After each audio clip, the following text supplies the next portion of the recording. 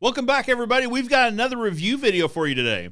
You know, we did a review video recently with a New Zealander building a fence, and one of the most popular comments is we've got to watch Scott Brown's YouTube page on how he builds fence. So we found his page. We found a video of him building a fence. Now let's check it out. In today's exciting episode, we tackle some rough conditions, but we managed to build a fence.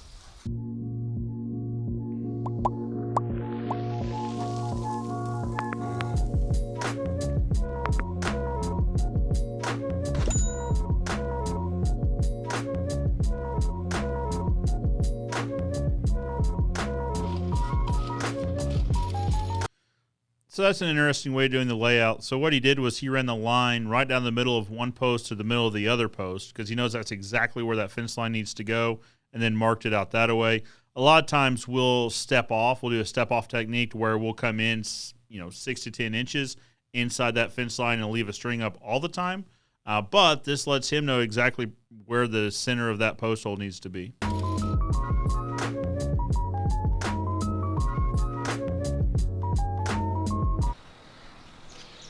Oh yeah, nailed that one. That one's alright. Oh, we're going off a bit. That one's good. That one's going off. That one's a complete miss. And this one's not so bad. Morning everybody, Scott Brown here. We had a very good run with that drill. The ground is nice and soft, so there are bonuses when you're working in the winter. Okay, so we used the auger, got down about 600 mils, but our holes need to be 900 mils because we got a approximately 2 meter high fence, and we've used a 300 mil auger bit. The posts are 100 mil, so 300 mil, 3 times the width of the post. Plenty of clearance. And that's typically a good rule of thumb. Whatever post you're setting, if your hole is 3 times the diameter, it's a pretty safe rule of thumb. That way you get the correct amount of concrete around each post, give it plenty of support. And yeah, we're just going to dig the holes a bit deeper now.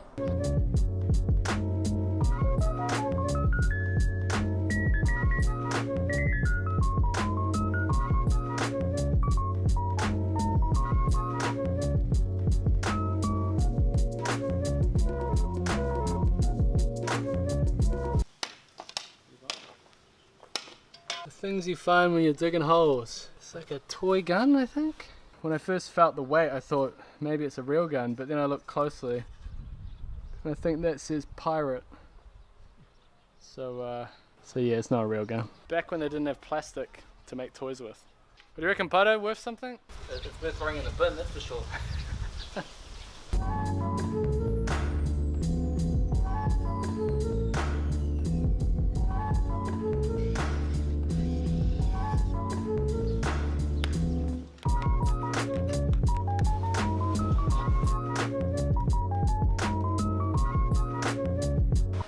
We're going to take a line from this existing post, which is surprisingly level, stitch the bottom of all our posts to that. Now we're going to brace up this post at the end and make sure that is as level as can be.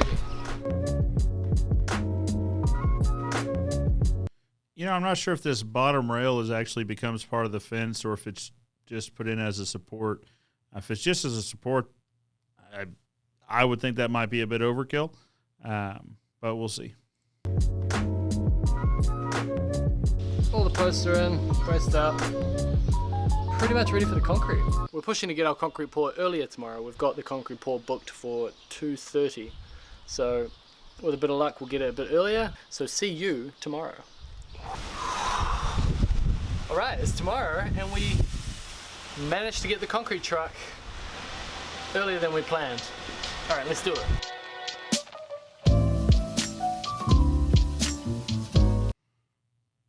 That is a significant amount of concrete overpour on these posts. I don't understand it's raining, but man, this is already off to a bit of a messy start. Oh, it's going into the neighbor's yard. I would, like I said, I understand it's raining, but you've got to find a way to keep the mess out of the neighbor's yard. Concrete, done. Very windy, very wet. We're going to get the hell out of here. We're going to get out of here. That is an absolute mess. I mean, look at that, guys. It is Man, I can't imagine what the neighbors had to say about that, or the homeowners for that matter. We made a bit of a mess. A bit of a mess. Tomorrow. So much rain, and it mixed with our concrete, so it looks a little bit. Doesn't look good. Doesn't look good. But our posts are in. Try and clean this up today. We had to leave yesterday. You know, we poured the concrete, and that was about it. And now's the day where we make it all happen and turn it into a fence.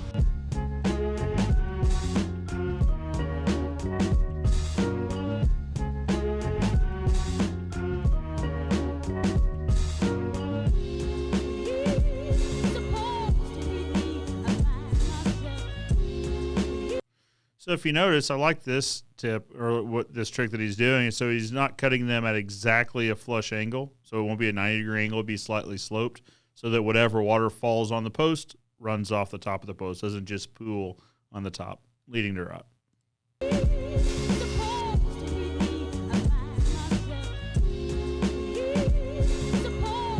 But we want to do like an overlapping joint here.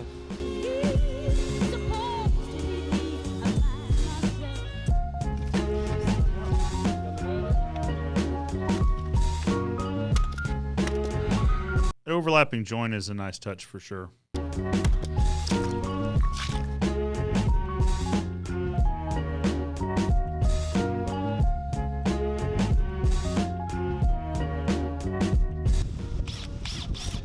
yeah, like I said before, the conditions aren't perfect, but still getting the job done. Nice round holes. So when we put the bolts through, the bolt won't stick out and be like a hazard. All right, now that the string line's set up, we can nail on all the palings.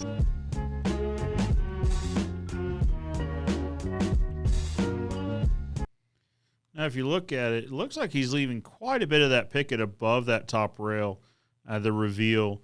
Depending on which contractor you talk to, typically there's a 6 to 8 inch reveal left above that top picket. Typically, when you leave them a little bit further than that or any further than that, it tends to encourage warping and twisting at the top. But he might also be putting a custom arch on the fence or custom cut regardless on the top, to where he's going to address that here in a minute.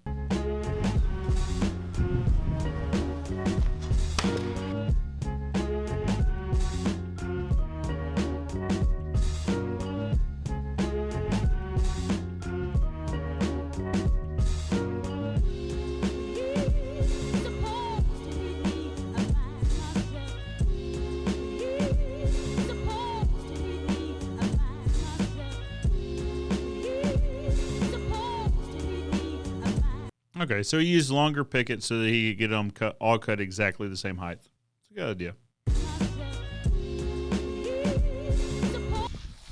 So yeah, fence done. We cut the other fence so it's all one straight line. The maximum height that we're allowed to do, council conditions, 2 meters. Now you've got a 2 meter fence all the way along. Paint that black like the rest of it. Well, we were. Hopefully the next episode we'll be working in better conditions. Bad weather. Can't do much about the weather. Alright, see you later. Bye. Well, guys, that's certainly one way to build a fence. That concrete still has my mind bent in a pretzel on what we would have done to try to make sure that yard was left in better condition. But to each their own. Guys, if you have comments or questions, be sure to leave them in the comments below. But for now, I'm Joe Everest, the fence expert, reminding you that good fences make good neighbors.